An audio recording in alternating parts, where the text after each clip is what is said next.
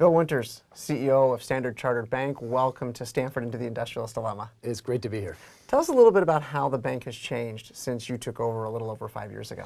It's been an odyssey, I will say. So I was brought in. I had left banking. I didn't think I'd be going back into banking, and when I got the call to come into Standard Chartered, I knew that the bank was having some troubles. I didn't know quite how large the problems were, but there was something fascinating to me about Standard Chartered, which was, I believed that, and it turns out I was right on this one. Very good customer franchise, great brand, fantastic presence in the fastest growing markets in the world. Right? Asia, Africa, Middle East, we're there. I knew that the bank had gotten a bit overextended in terms of credit commitments and had some losses. I knew that the bank had had some problems with financial crime compliance. Whenever the chairman of a company calls up and says, "Would you like to come in and be the CEO?" The old CEO is leaving. You know it's not perfect. It's a clue. And so what I found, and I took the job, and I haven't regretted it for a day since, I'll tell you, but it has changed. The bank has changed a lot, and I've changed a lot. I learned a lot during that time. First and foremost, what I found was that there had been a period of maybe 7 or 8 years where the bank had done phenomenally well, at least phenomenally well in terms of the reported figures, but it was also trading at a big premium to every other bank in the market, and the reason was that it had generated consistent top line and bottom line growth over a 5-year period, which wasn't surprising given the markets where we were operating, which were growing very fast. In banking, one thing you must be worried about is things that grow too fast, and especially if the growth is coming from lending, because at some point the controls get loose, problems come in. So I assumed that that's what had happened at Standard Chartered. It was, and when I came in, I immediately imposed a much more aggressive system of controls, which was 80% the right thing to do and 20% the wrong thing to do. Right, because the bank did need to, it's a sort of a quantum adjustment. The wrong thing to do because what I didn't realize was how risk averse the bank had already become. In the year or so before I arrived, they realized the problems that were there and had already put the brakes on. I came in and hit the brakes harder, and we probably adjusted too much. Right. So we went through a period of 18 months of very aggressive cost cutting, very aggressive sort of reckoning with prior control lapses, and very heavy investment in things where we had underinvested for some time. Another way to make your numbers look good is to not invest in your business. And we hadn't invested in the basics, control infrastructure, technology. We had big technology deficit. So the first 18 months was cleanup. We called it securing the foundations, and we did that. The next 18 months was positioning the bank for growth again. And a little bit like, I suppose, when somebody's had a horrific accident and they've lost the ability to walk. When they relearn, they actually have to train their brain, train their legs, train the body to learn how to shift the weight the right way, and we had a little bit of that to go through, and we did. We made good, steady progress. And my last, it'll be 5 years in June. So my last year and a half or so has been, taking this body that had learned how to walk again, and then trying to run and keep pace with the market. That's the journey. So in the parts of the world where Standard Chartered has a big footprint, yeah. Asia, Southeast Asia, Africa, a lot of volatility. And in particular, if you look at the relationships between China and the US, how do these dynamics in a volatile world impact your business? Standard Chartered has been around for 160 years, and I would venture to say in any one of those 160 years, there's been a major crisis in at least one of our 70 or 80 markets where we operate. And in many cases, I think of the Asian financial crisis, or obviously the Great Financial Crisis, a crisis that spanned all those markets. So we have a tagline, which is on the bottom of my business card, and it's here for good. We're Standard Chartered. We're here for good. It's a nice double entendre, which obviously means we're here to do good, and it also means that we come and stay. And so we've left very few places in those 160 years. We left Iran, we left Afghanistan. That might be about it. And we're still in Zimbabwe. We can say shame on us, but anyway, we are the bank in Zimbabwe. So we're used to volatility, and we're used to in fact, I'd say in our DNA, to take a long-term view through volatile periods. So when we look at last year, the two largest exogenous shocks for us were the deterioration in U.S.-China trade. We are a global trade bank. We have a very big business in China. We're the biggest international bank clearing U.S. dollars, so we're second biggest. So we got a big U.S. business. That's a problem for us, and we contemplate a world where China and the U.S. Bifurcate fundamentally. We're all thinking about that. You're thinking about it here, and we'd be a very different bank in that environment. What do we need to do to prepare for that? Because at the end of the day, we want to remain a very important bank in China and a very important bank in the United States. The protests in Hong Kong were the second. Hong Kong is our single biggest market. Our name is on the banknotes in Hong Kong. And Hong Kong shut down for 6 months, or certainly shut down completely for 3 months, and was stressed for 3 months. Hong Kong is going to be okay, and Hong Kong is going to come out the back end of this. It will be different. Right? People will say to me, they'll look at me very earnestly and say, Hong Kong will never be the same. Hong Kong never was the same. Right. I mean, Hong Kong is one of the most dynamic places on the planet. It changes all the time, and now it's going to change again. In some ways for the worse, in some ways for the better. It's a very resilient place.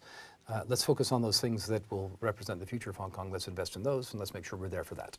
So speaking of volatility and even Hong Kong, you set up some digital activities in a digital bank based in Asia. Tell us a little bit about those activities and where you see that headed over the next 5 to 10 years.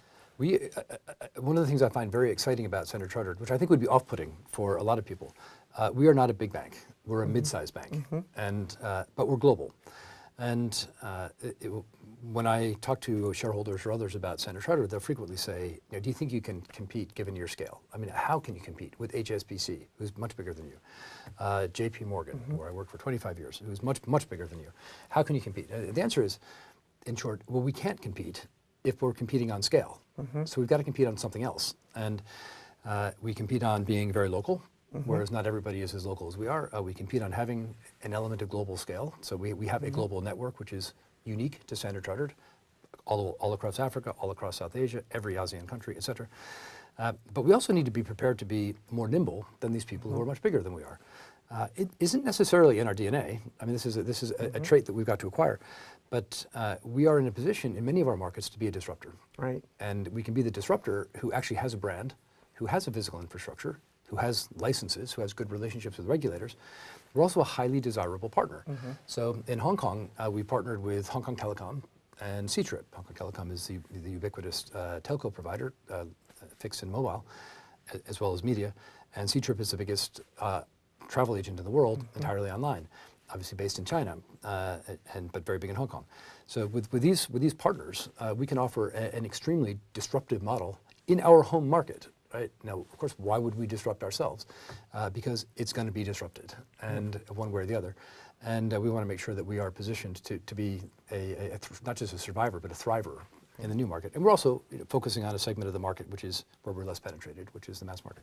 So we're building a digital bank in Hong Kong. I would hope that we're in a position to do something similar in Singapore, which is another one of our home markets. We've got very, very interesting partnerships in China with some of the tech behemoths who really want to capture part of the financial services profitability without being a regulated bank. So there's opportunities for us to partner in digital initiatives there.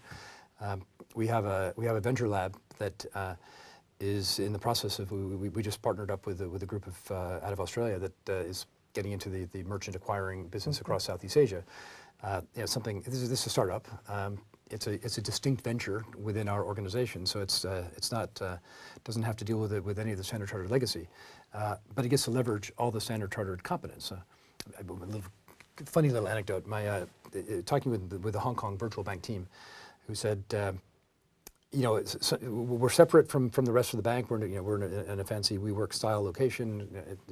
We operate in the Valley way, but sometimes the bank can insinuate itself into our processes and policies and make us slow. I say, yeah, I can see that. Let's see how we can work through that. So, but who's the competition, right?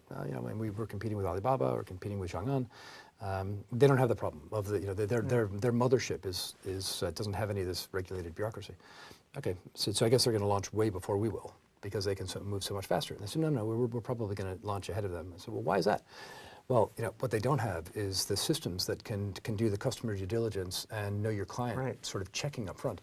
And we're actually, we can just do a drag and drop out of the main bank into the virtual bank. I said, oh, I get it. So we're able to save 6 months of development time because we actually have invested a couple $1 billion into the world-class compliance system. Whether we love the fact that we have to do that or not, it doesn't matter. We have it. and the other guys don't have that. They're going to have to build that out themselves. It's an interesting dynamic you just described. You look at the history of the bank, started by two people from Scotland, largely doing business in Africa and throughout Asia, and you talked about being in the local market. How do you think about that? How should the world view Standard Chartered Bank? Where is your local market and where are your home markets? So you're based in London. How do you communicate that to the rest of the world? It's a challenge. It's a challenge. And when I think about the structural challenges and disadvantages that we don't have a single big profitable home market. And we're very big in Hong Kong. It's about a third of our profitability.